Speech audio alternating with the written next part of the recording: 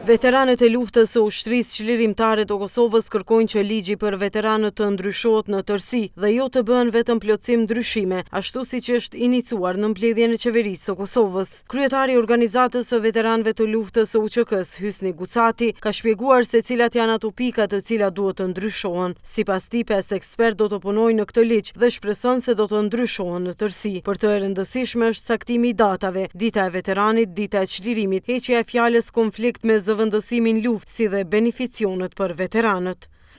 Ne do t'i morim 5 ekspert që do të punojnë për ligjin dhe besoj shumë se ky ligj do të miratohet në tërësi.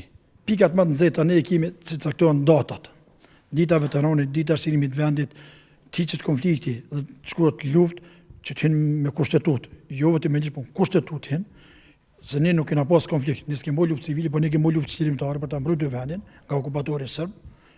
Dhe këtu janë pikat më të nxehta, edhe beneficionet për veteranin dhe për familjen e tij të ngushtë.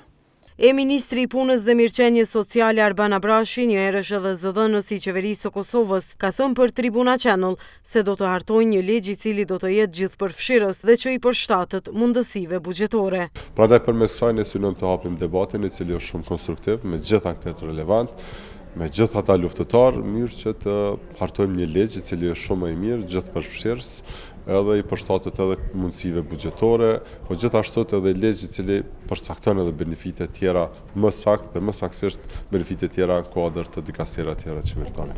Qeveria e Kosovës në mbledhjen e kaluar miratoi një koncept dokument për rregullimin e pensioneve të veteranëve të luftës së ushtrisë çlirimtare të Kosovës. Ky inicim është bërë në bazë të planifikimit të buxhetit të vitit 2017 dhe nevojës për të mbuluar pagesat e pensioneve për veteranët luftëtar.